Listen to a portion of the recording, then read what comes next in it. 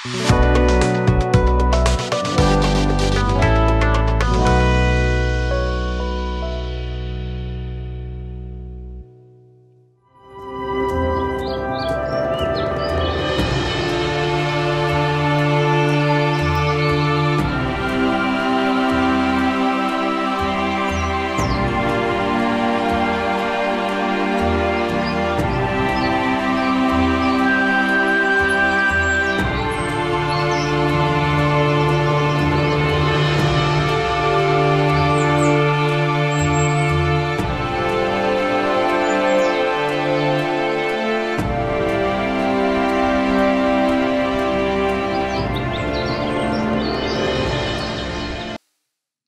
जीशु ख्रीष्ट अति बहुमूल्य नाम प्रभु दास भाव आपण मान प्रत्येक को आज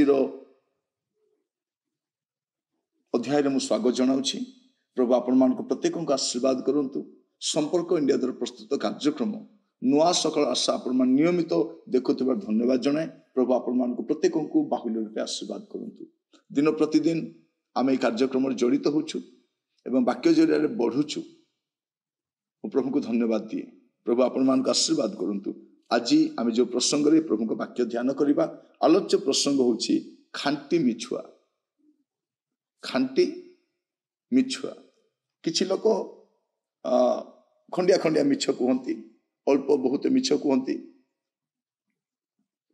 किंतु गोटे मिछुआ अच्छी से खांटी मिछुआ।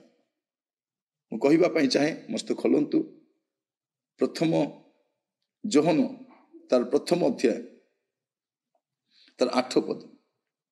आंभ मानकर पाप नाही यह जदि कहू ताहेले आपण आपना को प्रवंचना करू, पुणी आंभ मानक ठारे सत्य नाही।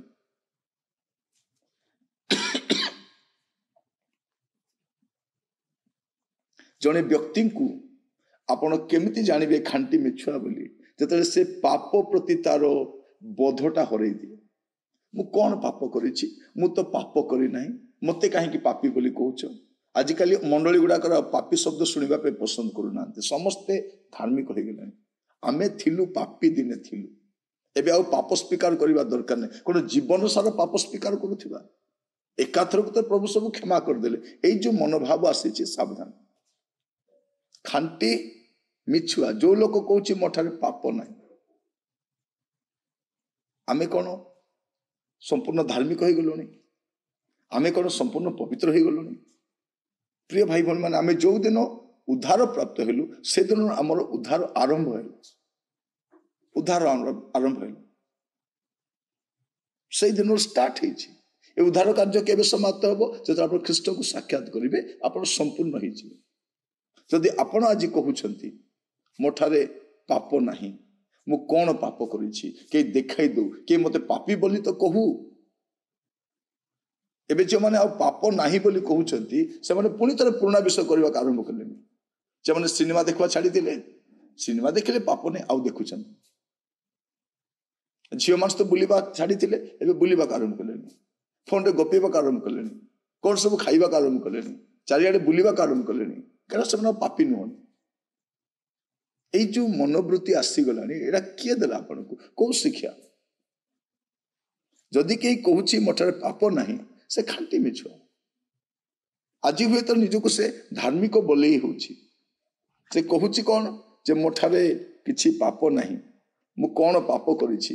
ए मनोभाव जदि ता भितरे आसी जाइछि, गोटे समय आसीबो आपण देखिबे से हैरान हो। ता जीवन रे ए जो मनोवृत्ति आसीछि जे मोठारे पाप नाही, मु पाप किछि करी नाही, पाप मु करि पारु नाही, पाप कौन मु जानी नाही, प्रभु तो एकाथरक मोर पाप सब क्षमा कर देलेनी।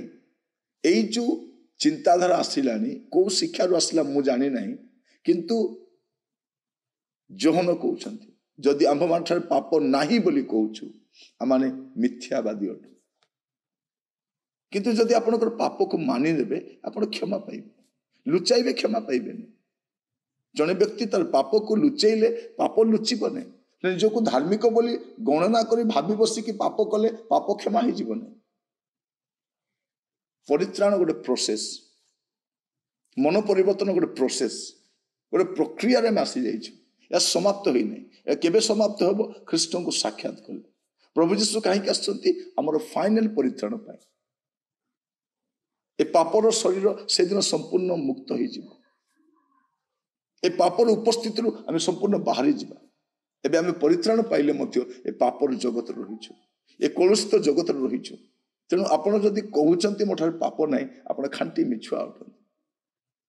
କଣ ଲେଖାଯାଉଛି? ଗଣନା ପୁସ୍ତକ ତାର 32 ଅଧ୍ୟାୟ ତାର 23 ପଦରେ ଲେଖାଯାଉଛି, ମାତ୍ର ତୁମେ ମାନେ ଯେବେ ସେ ରୂପେ ନ କର, ତେବେ ଦେଖ ତୁମେ ମାନେ ସଦାପ୍ରଭୁ ଗୋଟେ ପାପୀ ହେବ। ପୁଣି ତୁମମାନଙ୍କର ପାପ ଯେ ତୁମମାନଙ୍କୁ ଧରିବ, ଏହା ନିଶ୍ଚୟ ଜାଣିବ। ସେ କଣ କହୁଛନ୍ତି? ତୁମମାନଙ୍କର ପାପ କାହାକୁ ଧରିବ? ତୁମମାନଙ୍କୁ ଧରିବ। ଆଜି ଆପଣ ଖାଣ୍ଟି ମିଛ କହିଦେଉଛନ୍ତି ମୋର ପାପ ନାହିଁ, କିନ୍ତୁ ଯାହା ସବୁ କରୁଛନ୍ତି ସେଗୁଡାକ ପାପ ଅଟେ। ବିବେକ ମରିଯାଉଛି ଲୋକମାନଙ୍କୁ। ବିଭିନ୍ନ ଶିକ୍ଷା ଶୁଣିଲା ପରେ ସେମାନଙ୍କୁ ବିବେକ ଆଉ କାମ କରୁନାହିଁ। କାରଣ କେହି କେହି କହୁଛନ୍ତି ନାଇଁ ତୁମର ପାପ କ୍ଷମା ହେଇଗଲାଣି, ଆଉ ତୁମେ ପାପୀ ନୁହେଁ। ତୁମକୁ ଯଦି କେହି ପାପୀ ବୋଲି କହିବ ତୁମେ ଗ୍ରହଣ କରିବ ନାହିଁ। ମୁଁ ପାପୀ ନାହିଁ, ମୁଁ ଆଉ ପାପ ସ୍ୱୀକାର କରିବାର ଆବଶ୍ୟକ ନାହିଁ। କିନ୍ତୁ ବାଇବେଲ ଆମକୁ କହୁଛି, ଆମକୁ ଶେଷ ପର୍ଯ୍ୟନ୍ତ ଆମମାନଙ୍କର ଜୀବନକୁ ସଂଶୋଧନ କରି ପାପ ପରିତ୍ୟାଗ କରି ପବିତ୍ରତାରୁ ଆହୁରି ଆଗକୁ ବଢିବାର ଅଛି, ଧାର୍ମିକତାର ଆଗକୁ ବଢିବାର ଅଛି। ପ୍ରଭୁ ଆପଣମାନଙ୍କୁ ବୁଝିବା ପାଇଁ ସାହାଯ୍ୟ କରନ୍ତୁ। ଯେଉଁମାନେ ପାପ ନାହିଁ ବୋଲି କହୁଛନ୍ତି, ମୁଁ କିଛି କରିନାହିଁ ବୋଲି କହୁଛନ୍ତି, ଆଉ ମୋ ଠାରେ ପାପ ନାହିଁ ବୋଲି କହୁଛନ୍ତି, ଏମାନେ ଖାଣ୍ଟି ମିଛୁଆ ଗୁଡାକ। ଏମାନଙ୍କୁ ଚିହ୍ନଟ କରନ୍ତୁ, ଜାଗ୍ରତ ଥାନ୍ତୁ, ସେ ପ୍ରକାର ଶିକ୍ଷାରୁ ଆପଣ ଦୂରେଇ ରୁହନ୍ତୁ। ପ୍ରାର୍ଥନା କରିବୁ। ଅନୁଗ୍ରହକାରୀ ପିତା ପରମେଶ୍ୱର, ଆପଣଙ୍କୁ ଧନ୍ୟବାଦ ଦେଉଛି ଆପଣ ବାକ୍ୟ ଦ୍ୱାରା କଥା ହେଇଥିବାରୁ। ପ୍ରଭୁ ଆପଣଙ୍କ ବାକ୍ୟ ଜୀବନ୍ତ ଏବଂ କାର୍ଯ୍ୟ ସାଧକ।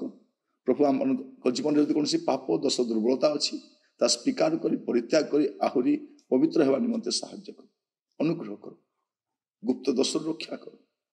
ପ୍ରଭୁ ଭ୍ରମାତ୍ମକ ଶିକ୍ଷାରୁ ଉଦ୍ଧାର କର। ଆଦର ମହିମା ଗୌରବ ଆପଣଙ୍କର ହଉ। ପ୍ରାର୍ଥନା ମୋର ପ୍ରାଣର ପ୍ରିୟ ଯୀଶୁଙ୍କ ନାମରେ ମାଗିଲି ରାଜା, ଆମେନ୍। ପ୍ରଭୁ ଆପଣମାନଙ୍କୁ ପ୍ରତ୍ୟେକଙ୍କୁ ବାହୁଲ୍ୟ ରୂପେ ଆଶୀର୍ବାଦ କରନ୍ତୁ। ନମସ୍କାର।